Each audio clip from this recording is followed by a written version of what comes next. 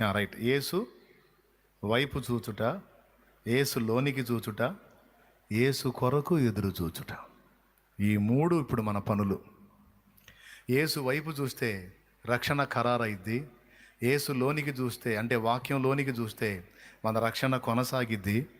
యేసు కొరకు ఎదురు చూస్తే మనకి సంపూర్ణ రక్షణ దొరికిద్ది. ఇప్పుడు ప్రార్థన. ఇక మీరు ఎలా డిసైడ్ అవుతారో మీ ఇష్టం.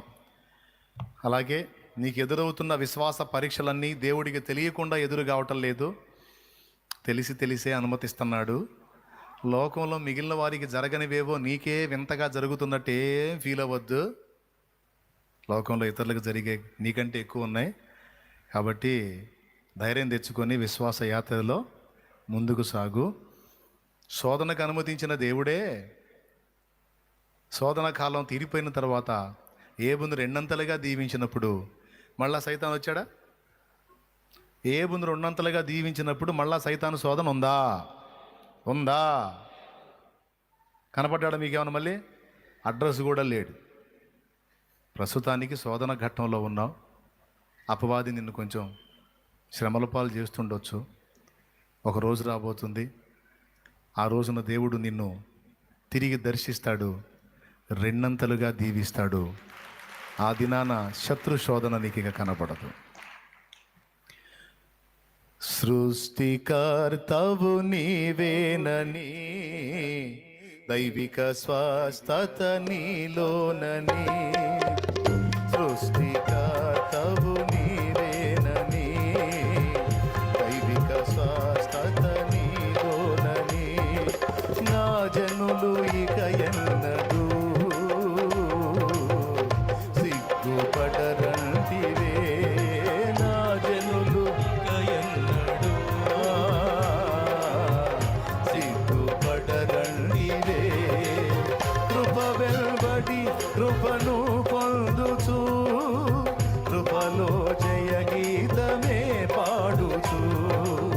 కృప వెల్బడి కృపను పొందుచు, కృపలో జయ గీతమే పాడుచు. కృపలో జయ గీతమే పాడుచు. యేసయ్యా నీవే నాకని, వేరెవరు నాకు లేరని. యేసయ్యా నీవే నాకని, వేరెవరు నాకు లేరని. వేనోళ్ళకు ఆడినా ఆశలు తీరవే. వేనోళ్ళకు ఆడినా ఆశలు తీరవే. కృప వెంబడి కృపను పొందుచు, కృపలో జయ గీతమే పాడుచు. కృప వెంబడి కృపను పొందుచు, కృపలో జయ గీతమే పాడుచు. కృపలో జయ గీతమే పాడుచు. విశ్వాస పరీక్ష కావాలా వద్దా? అవసరమా లేదా? లేకపోతే మెప్పు మహిమ ఘనత ఉండదంట. మరి ఏం మెప్పు ఏం మహిమనయోయ్, నాకు ఈ పరీక్షలు వద్దు బాబోయ్ అంటావా? బే, వద్దన్నా కుదరదండి. 10th జాయిన్ అయిన తర్వాత నేను ఎగ్జామ్స్ రాయనంటే ఎట్లా ఊరుకుంటారు? రాయాలి. ఎగ్జామ్ నీ చేత రాయించేది ఖాయం, ఇంటర్లోకి నేను నెట్టేది ఖాయం. దేవునికి స్తోత్రం. కొన్నిసార్లు ఊహించని మలుపులు తిరిగిద్ది జీవితం. అయినా భయపడాల్సిన నిమిత్తం ఏం లేదు. ఎన్ని మలుపులైనా నిన్ను చేరాల్సిన గమ్యాన్ని చేర్చేవాడు నీ ముందే నడుస్తున్నాడుగా. భయం ఎందుకు? అదే విశ్వాసం అంటే. ప్రతి మలుపులోనూ దేవుడు నీకు తోడై ఉన్నాడని మర్చిపోవద్దు. ప్రతి శ్రమలోనూ శ్రమ మోస్తుంది నువ్వు కాదు, నీ ప్రభువేనని మర్చిపోవద్దు. ఇదంతా నీకు అర్థం కావాలంటే బైబిల్లోనే నీకు అర్థమైంది ఆయన మనసు. మొర్దెకాయని కాపాడుకుంది మొర్దెకాయ దేవుడా? హామానుగాడు ప్లాన్ వేస్తుంటే మొర్దెకాయ నిద్రపోతున్నాడు. మేలుకుంది ఎవరు? దేవుడు. శారమ్మని తీసుకొని పోయాడు ఐగుప్తు రాజు ఫరో. అబ్రహాం ఏం చేసి ఉంటాడు? పొగలంతా ప్రార్థన చేసి నైట్ నిద్రపోయి ఉంటాడు. ఆయన మాత్రం ఎంతసేపు ప్రార్థన చేస్తాడు? ఆయన ముందే నిద్ర ఎక్కువ. దేవునికి స్తోత్రం, హల్లెలూయా. ఆదికాండం 15లో నిద్రపోయి శాపం తెచ్చాడు 400 సంవత్సరాలకి. నాకు తెలిసి ప్రార్థించినంతవరకు ప్రార్థించి నిద్రపోయి ఉంటాడు అబ్రహాం. కానీ నైట్ మేలుకొని ఫరోని దర్శించింది ఎవరు? భక్తుడు పగలు మేలుకొని పగలు ప్రార్థన చేసి దేవుడు నైట్ మేలుకుంటున్నాడు.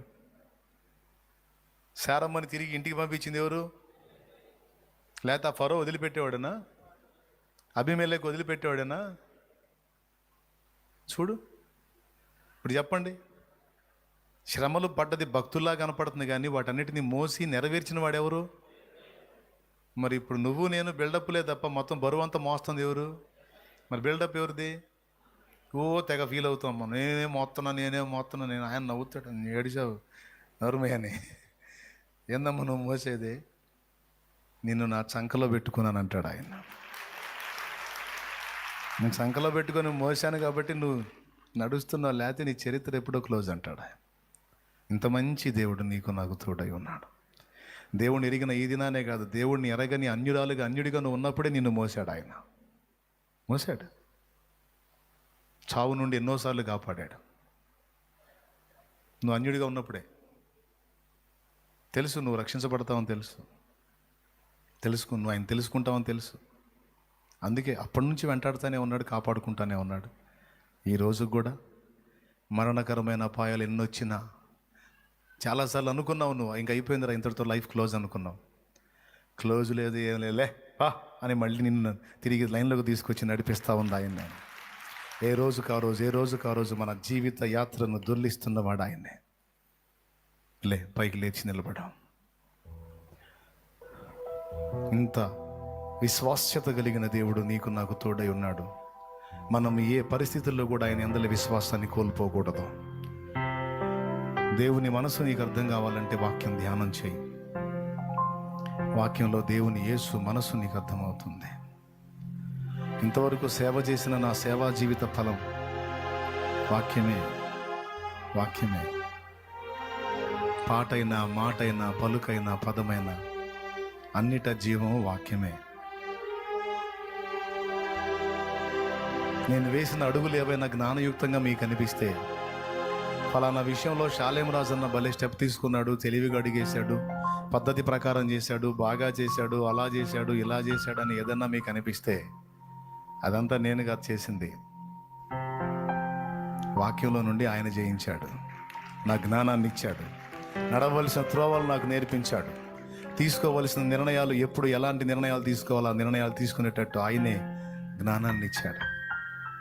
ప్రార్థన చేయండి. యేసు వైపు చూడండి, యేసులోనికి చూడండి, యేసు కొరకు ఎదురు చూడండి.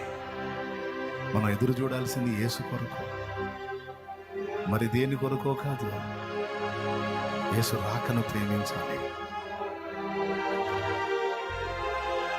ఈ పాపిష్టి లోకంలో ఉన్నంత వరకు పోరాటాలు తప్పవని గుర్తించండి. పోరాటాలు ఎన్నైనా వాటన్నిటిలో నీకు జయమిచ్చి నడిపించే యేసు వైపు చూడండి.